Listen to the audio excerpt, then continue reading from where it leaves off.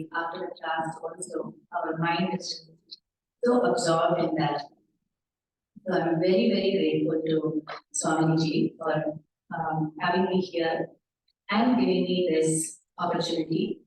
At first, I was saying I didn't want to perform because it's been so long and you're out of the dance shape and all of that.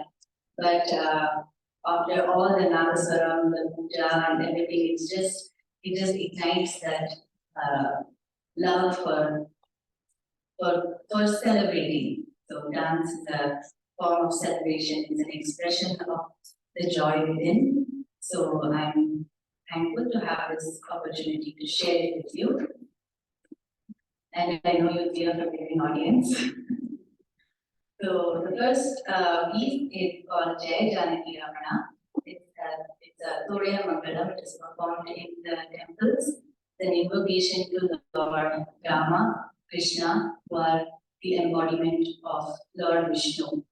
And it extols Rama in so many ways, the lotus-eyed one, Krishna, the mysterious one, and both of them are that Narayana. So the first piece I'll be presenting is Jai Janaki Ramana, choreographed by Guru Srimati Narmada of that.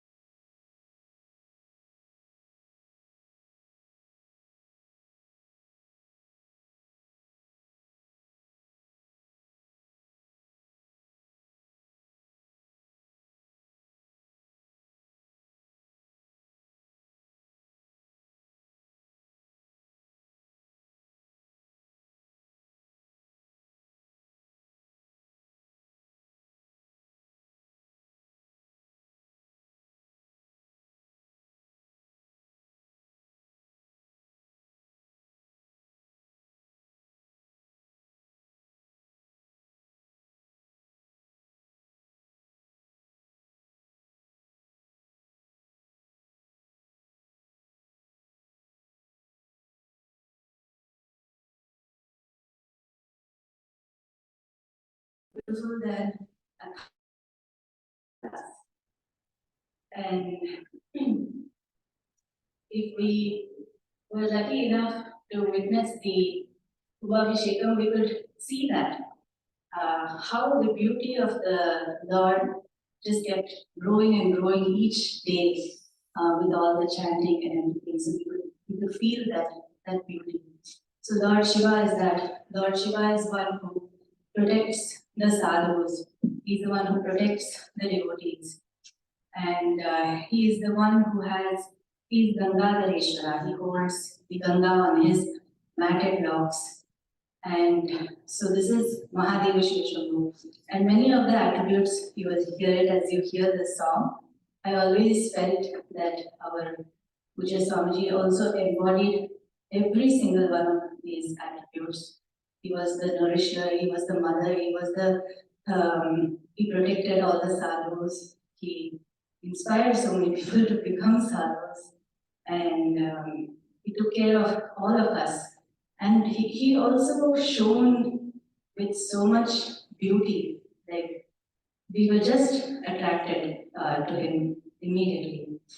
So this is Mahadeva Shivashambhu. It is also interspersed with Nagesh Gautam, which is another small dance piece which is performed. And my teacher, she put these two together. And after she did that, every dancer started dancing it. So she did it in 1984 in the Natyanjalis in Chidambaram. And I think 2011 or 12, I met the person who had organized that. And he remembered that, oh, Bhanumati came in 1984 and she did Mahadeva Shivashambhu. So it became that famous. So this is Mahadeva.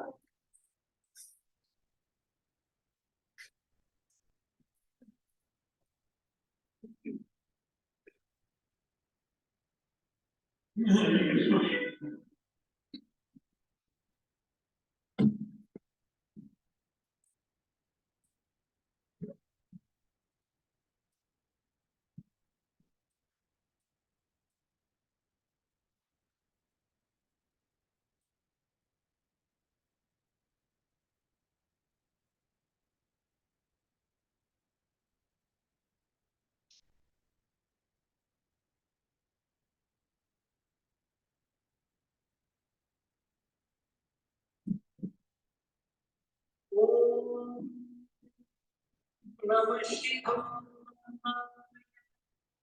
Shivaya Namah.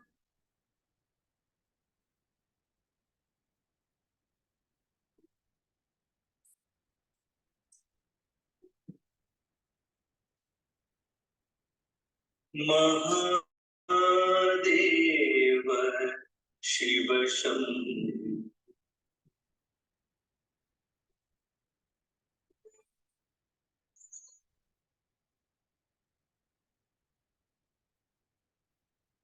Mahadeva Shiva Shambhu.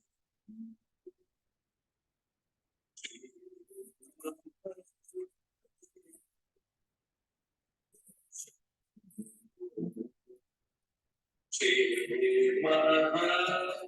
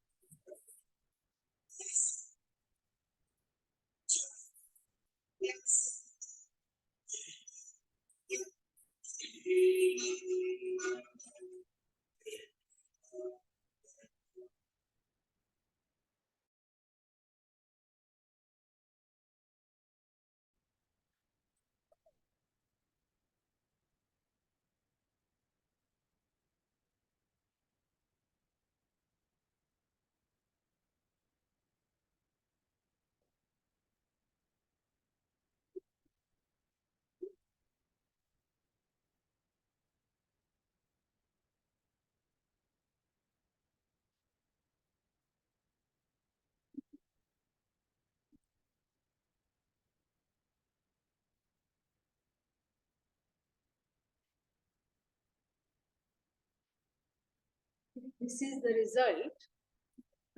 This is the result of not having practiced and not being in shape.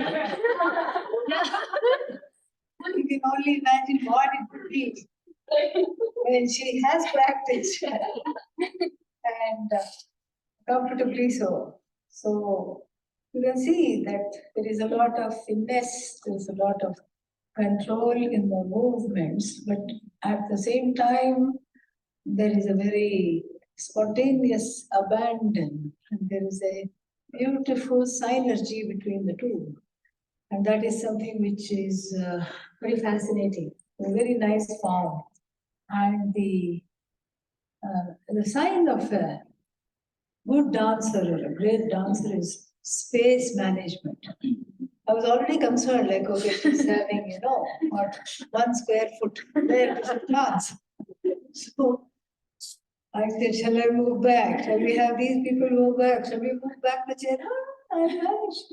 I said, okay. And manage means it's excellent. And that is the sign, that space management of how to know how many steps to take and all, because you can't sit there and plan at the time when the music is playing. So this is all a kind of a orientation in space. And very, very beautifully done. Wonderful. Yeah.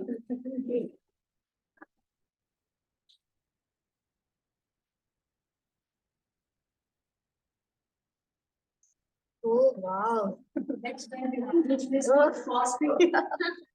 Oh, thank you so much. You didn't have to do that. Wow. I didn't? No. Can I take it back? It's from you, so I can't say no. I mean, I don't want to say that.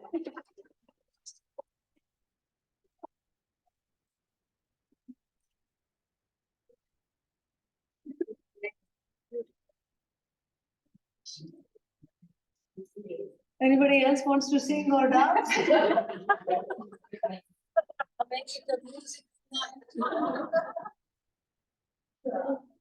Where is Chitra?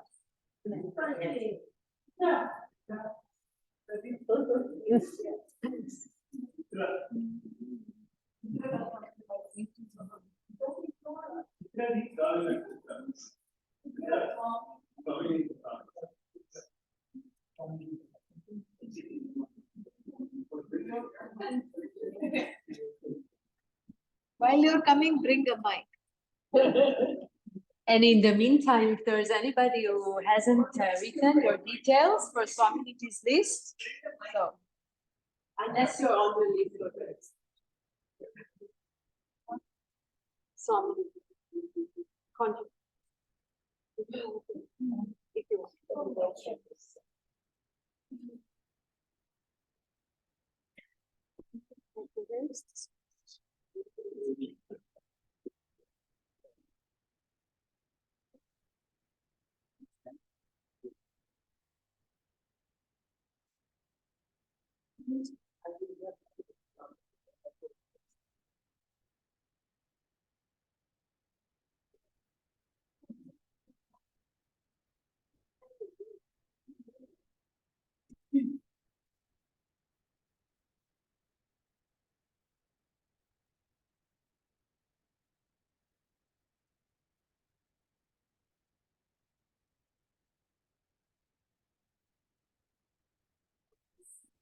Okay.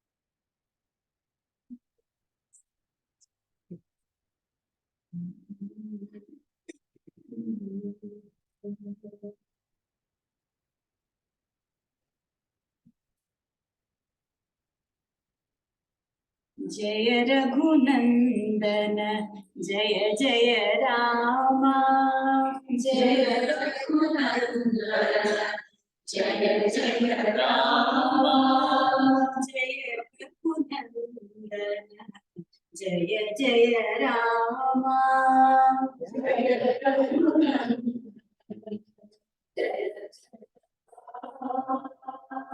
Jaya Jagat Janani Janaki Rama. Jaya Jagat Janani Janaki Rama. Jaya Jagat Janani Janaki Rama.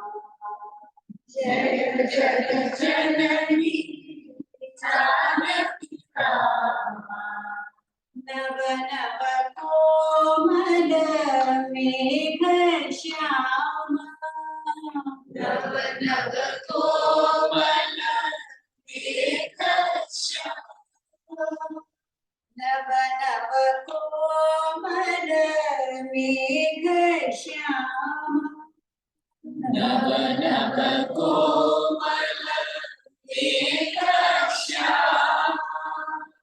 Bhavaharana Bhadrachala Rama. Bhavaharana Bhadrachala Rama. Bhavaharana Bhadrachala Rama. Bhavaharana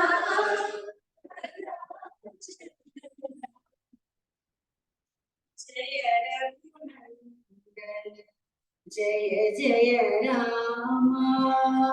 Jaya Raghunandana Jaya Jaya Rama. Jaya Jagat Janani Janaki Rama. Jaya Jagat Janani Janaki Rama. Nava Nava Komala Megha Shyama. Nava Nava Komala Megha Shyama. Bhavaharana Bhadrachala Rama. Bhavaharana Bhadrachala Rama. Nandana he Parandama. Nandana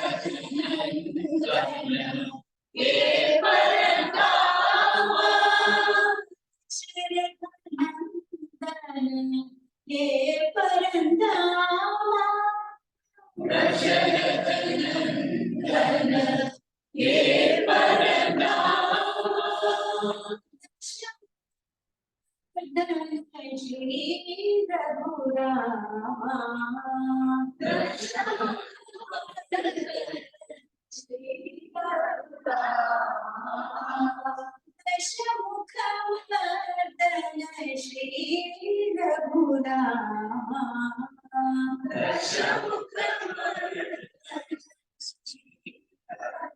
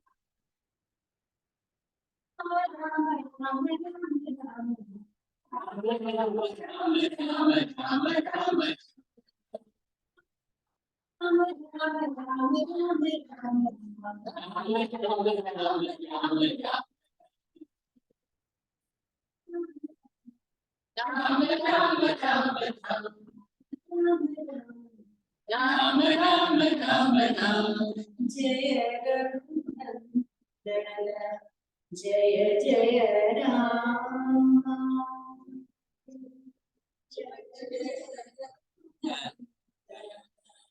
Jaya Jaya Ram.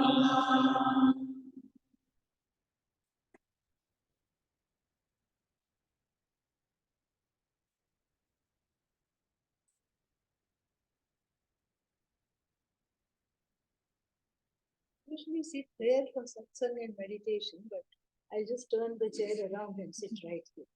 From tomorrow I'll sit. It's time to.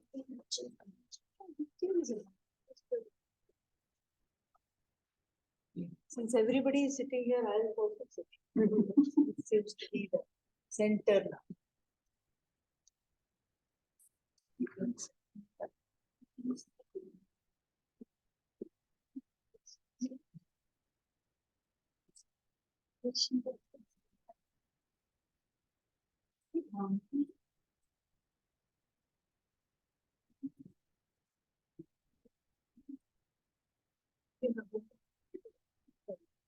Stand.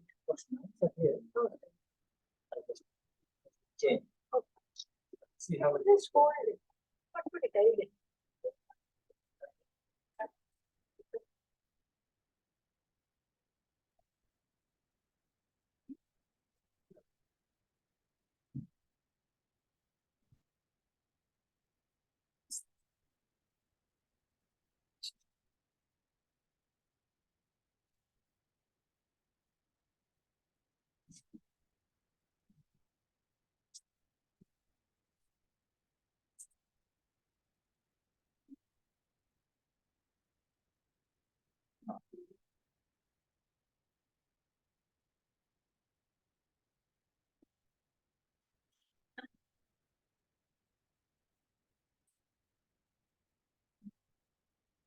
I'll hold it.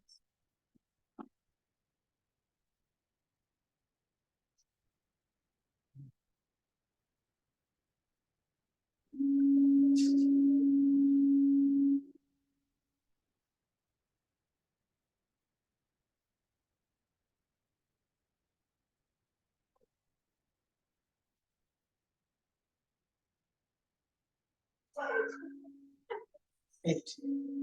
Eight.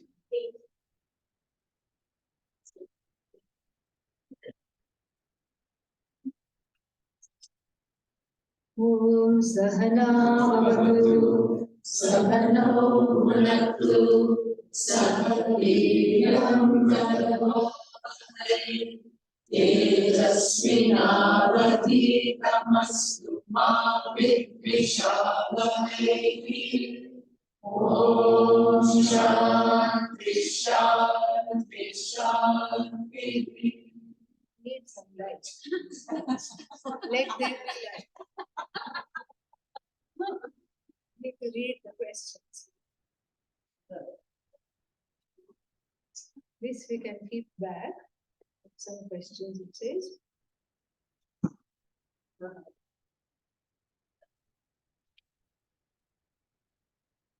Once one starts to see one's own emotions and thoughts as not the self, not very important, how does a person retain compassion and space for other people's thoughts and feelings? What is the magic trick? No magic trick. That's why there is a difference between dissociation.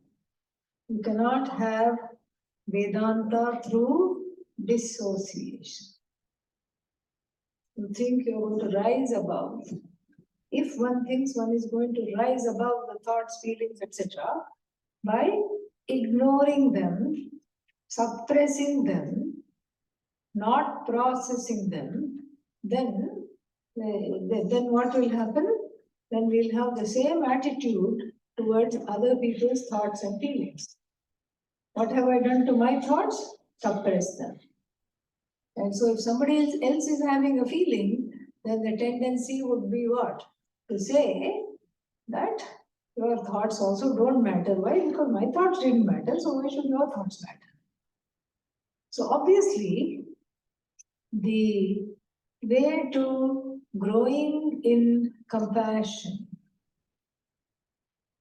is to have that compassion first be directed to oneself. Easier said than done. Needs a lot of abhyasa. Abhyasa and vairagya are the two tricks given in the Bhagavad Gita to work with the mind. When Arjuna is asked to discipline his mind, Arjuna says to the Lord, "You must be kidding. If you had asked me to bring you a fistful of air, I could have easily done that. Easier than disciplining the mind. Vayoho iva sudushkaram tasyaham nigraham manye." Disciplining the mind is as difficult as trying to trap air. Then what happened? Then he says, gives two tricks. Magic trick, they said. So that's why I'm answering on that. Lord Krishna gives two tricks. First one, he says, is that there has to be vairagya. Not suppression of the feeling, not dissociating from the feeling, but vairagya is the wisdom that this is not the be all and end all of me. This is not the sum total of who I am. That's where the vairagya ensues. Vairagya, dispassion. So I'm able to watch it dispassionately, not like an unfeeling person, but like a kind, compassionate, and functional mother. Like a parent. When I watch the feelings as though the parent is looking at a child that's having a tantrum, the mother knows. I know how to take care of this fellow. Let this child have the tantrum right now because it's bent on crying. It's not going to listen to reason. It will definitely cry no matter what I say or do. And then the mother knows not to identify with the distress. The mother has vairagya from the child's tantrum. Why? The mother is not having tantrum. Only the child is having the tantrum. Child says, I want something. Mother knows this is not what it needs right now. I want one more candy. No, you can't have any. That's just not an option. The child cries even harder. So the mother looks at it compassionately. Neither identifies with the child's distress, nor distances herself from the child. She's in the same room with the child. She's perhaps even having the child on the lap. And saying, yes, it must be very hard to be told you cannot have one more thing that you want. One more candy not allowed. Very sad, maybe. But there is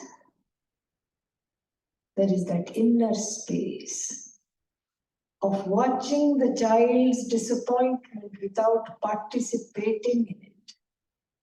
This is what one has to do for one's disappointment, one's feelings, etc. The more dispassionately one is able to watch, the more compassion one can command for oneself. The quicker is one's spiritual, emotional growth. It's just phenomenal. It's a very, very important thing to understand. Therefore, when I'm able to have this compassion for myself, instead of telling myself, what would I tell myself? Normally, without Vedanta, what would I say? I would say, what's wrong with me? Why am I having all this? There's no mic all of a sudden.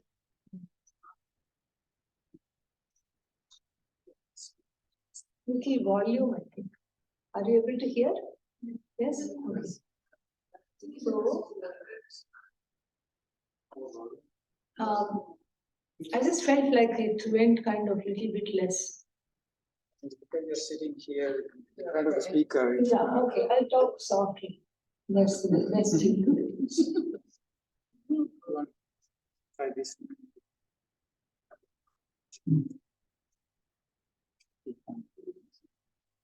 Om Namah Shivaya.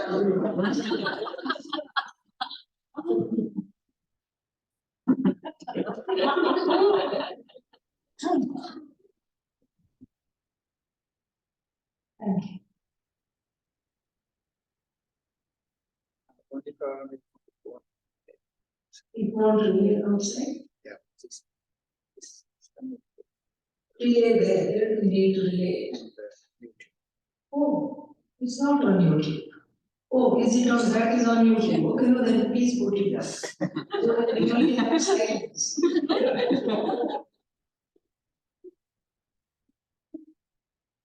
Sorry. Oh, that's Because to apologize. Because here is much better for us. Yeah. You want me to sit there? No, it's okay. Yeah. We'll adjust now.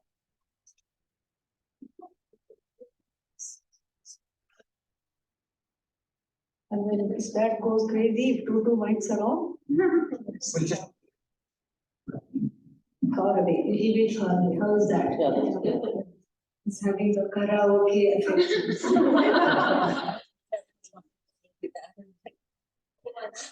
So many months. Three months.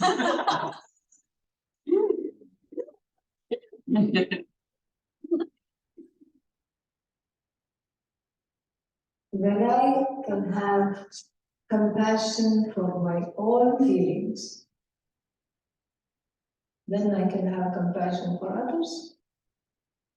In this example that was given, why does the mother smile even though the child is crying? Why does the mother not participate in the child's distress? How is she able to not participate in the child's distress? Because she has been there, done that, she knows that this is not real. Yet, it is real for the child. She cannot tell the child, oh, I was like this when I was your age, get over it. It's not going to understand. It's going to cry even louder. So she has to enter into its space and manage the emotions without getting upset herself.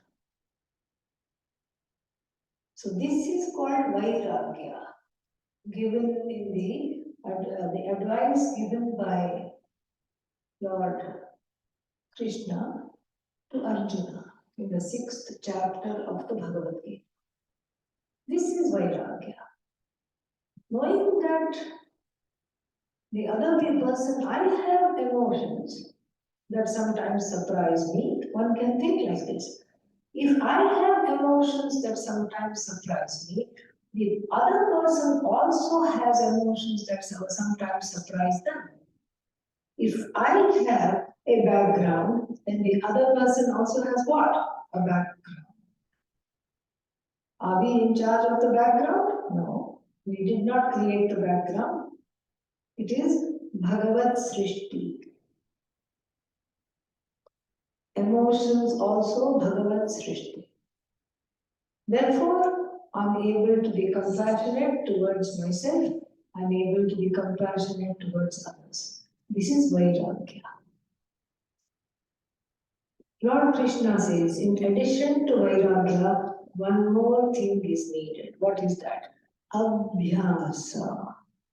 Abhyasa means the repeated practice. One day I'm not able to be compassionate, then what? To other people's feelings, to people in the family, loved ones, friends, whoever it is. To their feelings, I'm not able to be compassionate. One day. So that day, I'm able to look at my lack of compassion with compassion. That is the next step. And then progress slowly. It's not a linear thing. Some backtracking is natural because emotions are never linear. They come up for healing. They come up to be embraced. They come up to be loved up. So repeatedly I have to do this. Each time I'm harsh with myself, I have to go to a place of self-compassion. And self-compassion is very easy. You can just stop what you're doing, whether you're in the office, whether you're in the house, doesn't matter. It's a silent thing. Just shut your eyes for 2 minutes, breathe. That's all you have to do. It immediately, its breathing is amazing. And don't tell me I'm doing it all the time. Yes, you are doing it all the time. But this is more of a deliberate breathing. When the attention is put on the breath, the mind calms down. So you breathe and you see the person. First you see yourself in the mind's eye. This is a very powerful meditation. You can try this tomorrow. You see yourself as a 4-year-old child, 3-year-old child.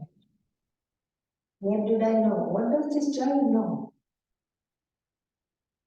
So innocent, so sweet, not knowing anything about the world or its ways. And look at this child, which is yourself, with all the kindness, all the compassion you can muster. Then you do the same for anybody in your life that you cannot get along with. Somebody that you are not compassionate towards, somebody that you find annoying, frustrating, who is in your life right now. I was explaining this exercise somewhere else, and then somebody had a question. What if I find the whole world annoying? I said, I'll have to talk to you later. So hopefully that is more of an aberration than the norm. And there may be 1 or 2 people that bring out certain things in one, scratch at the surface of things that are not yet healed within oneself. Visualize that person. Not as they are now, as what? 4-year-old. Oh, but I don't know how they look like when they were 4 years old. Doesn't matter. We don't need the deeds. Okay? What do we need? We just need a general idea. You imagine whatever they might look like when they were 4.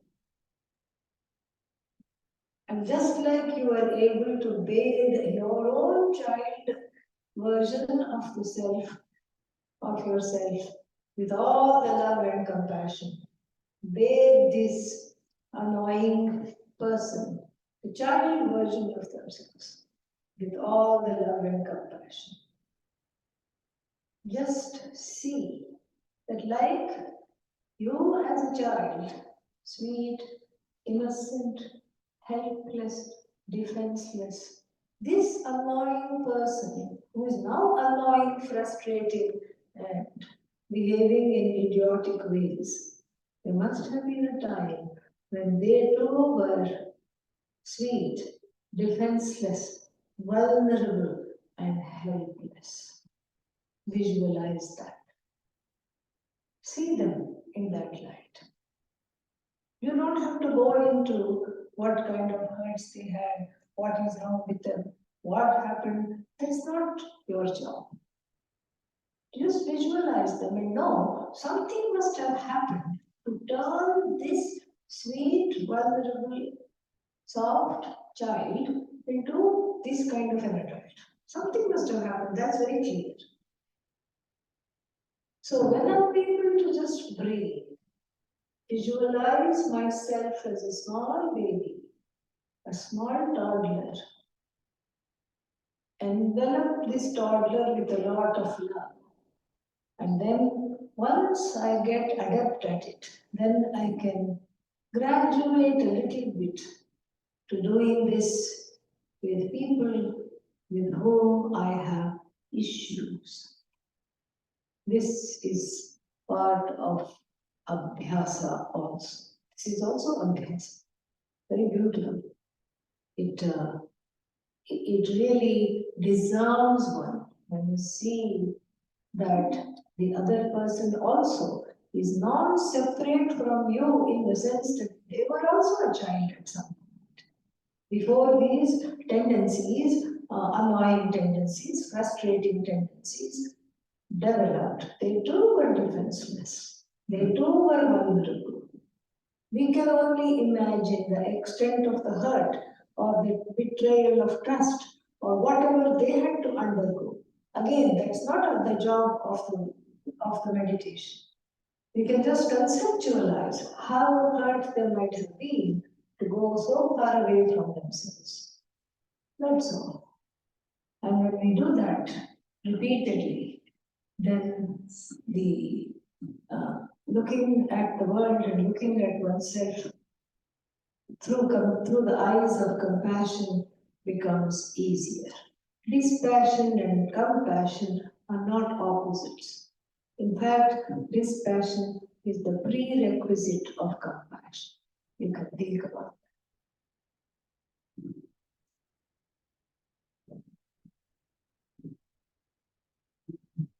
Yet at some point in must be somebody.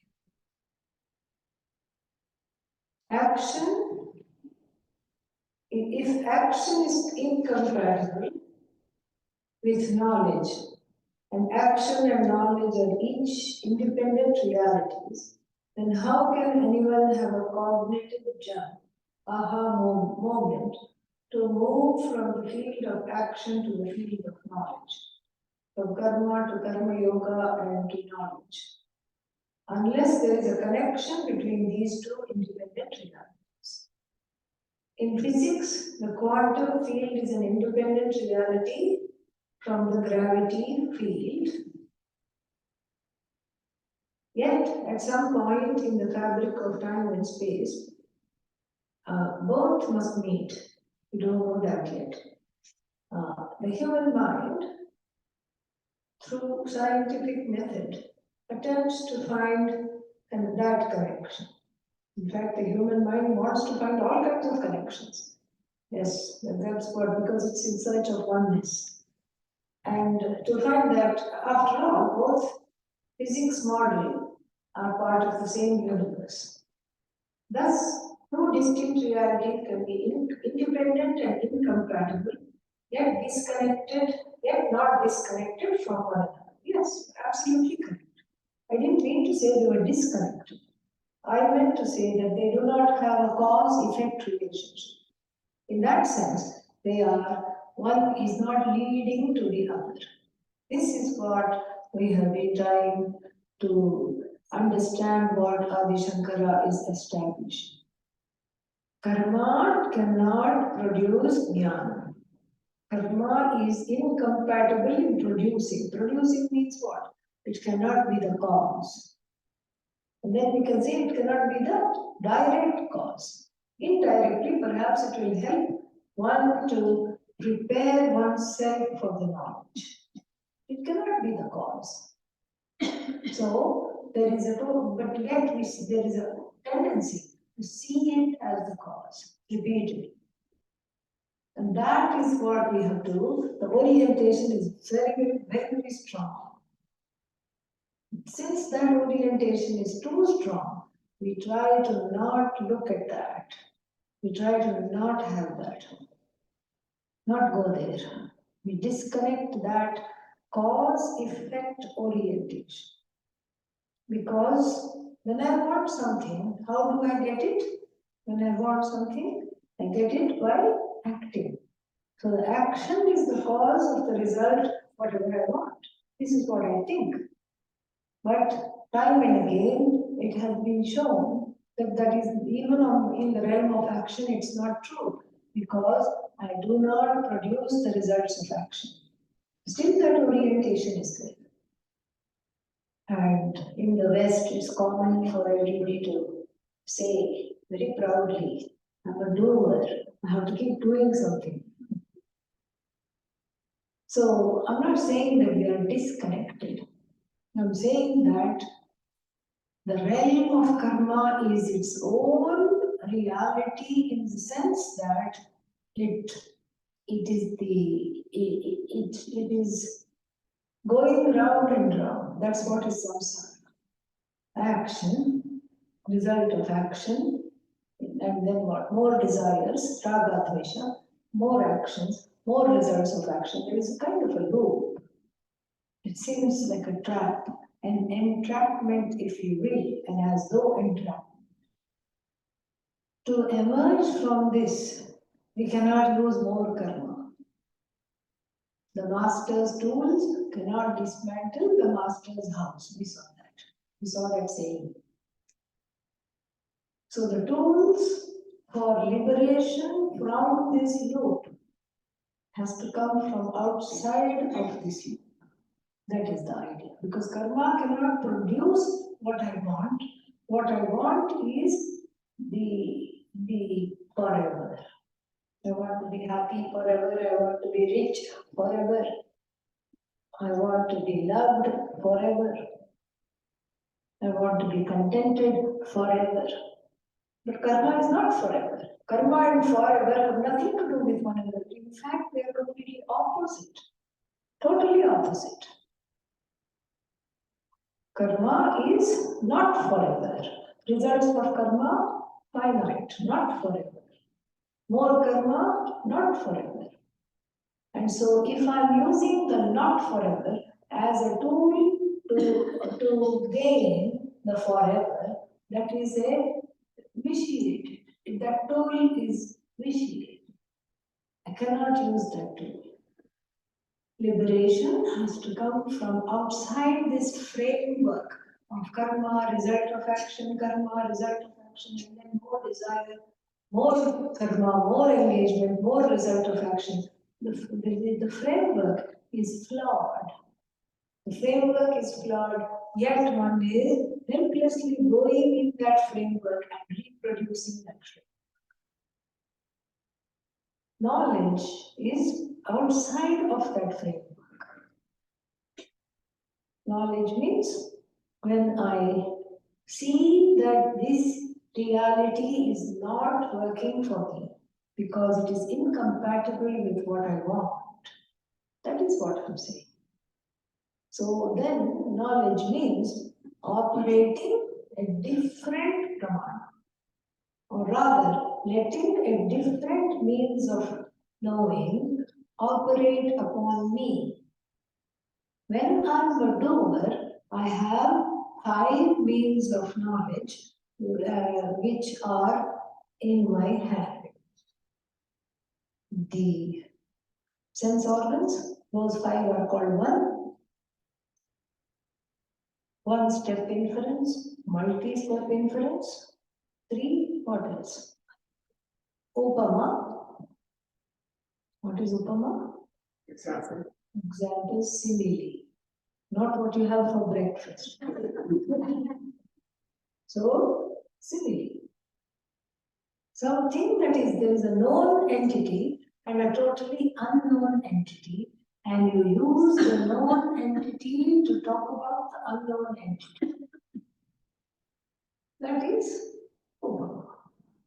Then there is anupalabdhi, the cognition of absence, not of absence, unqualified, not unqualified absence, but an absence, but a qualified absence. An absence that is qualified by an object in time and space.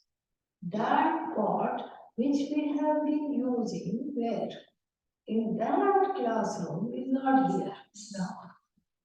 Yeah, that is what is a qualified absence. Then, so we have this is the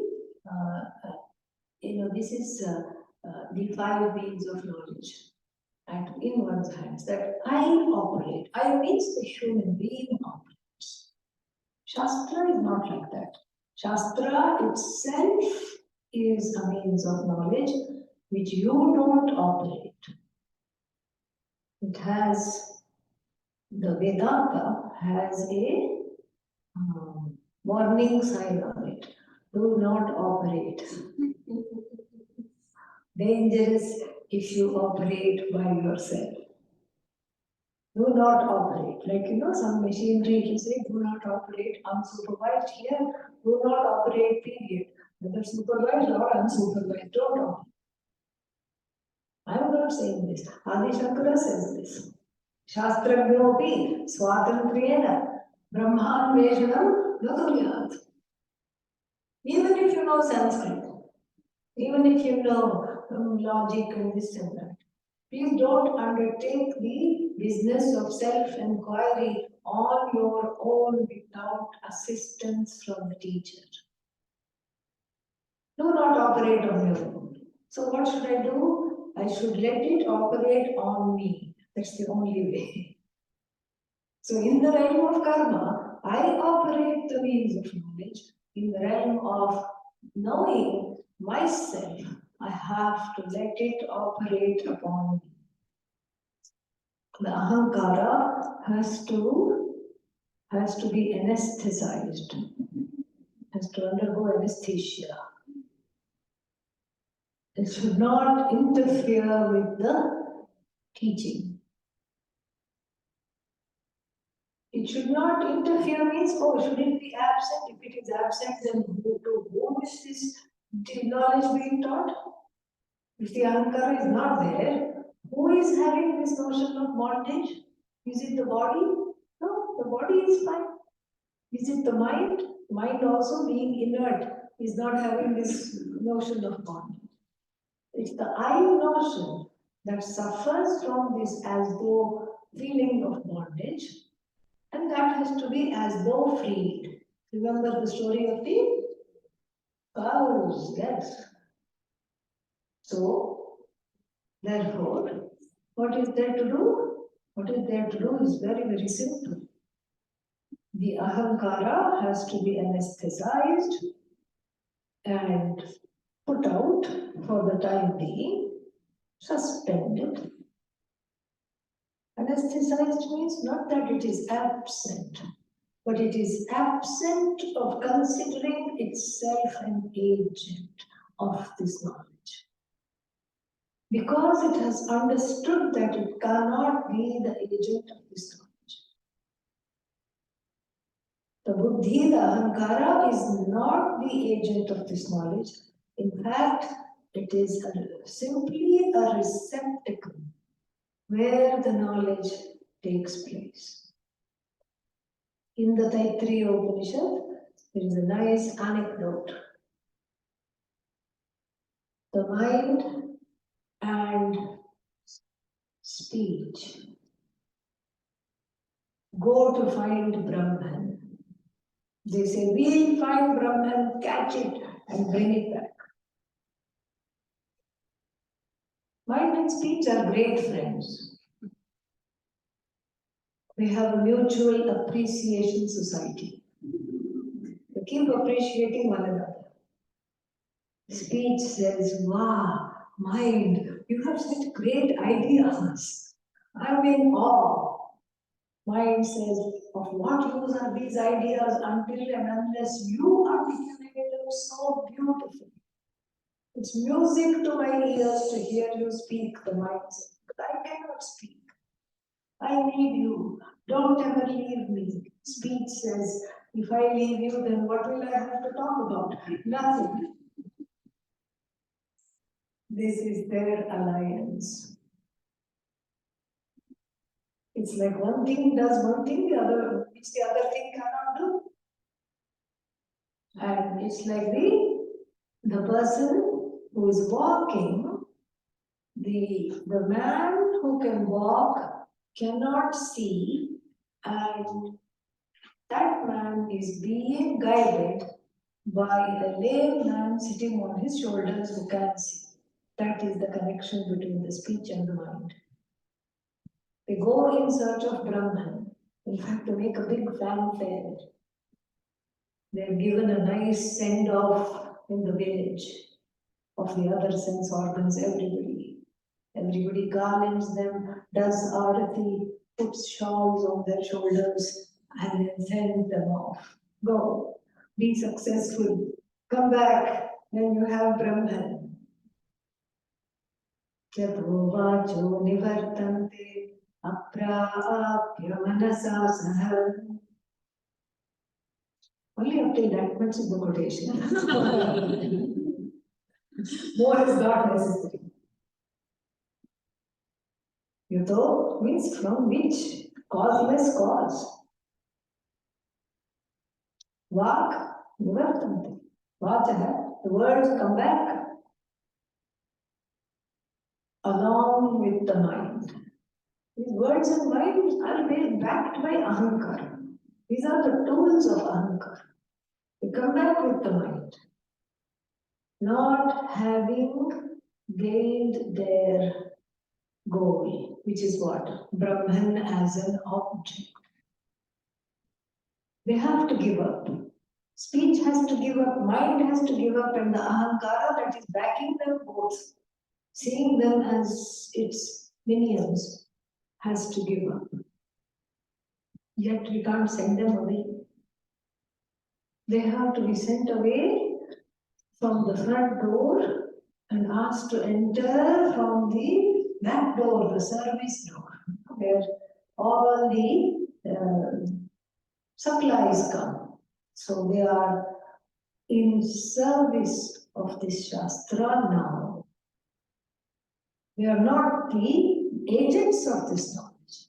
They are, the mind and the speech are in service of this knowledge. The ahankara has to bend, and when the ahankara bends and surrenders, it too is in service of this knowledge.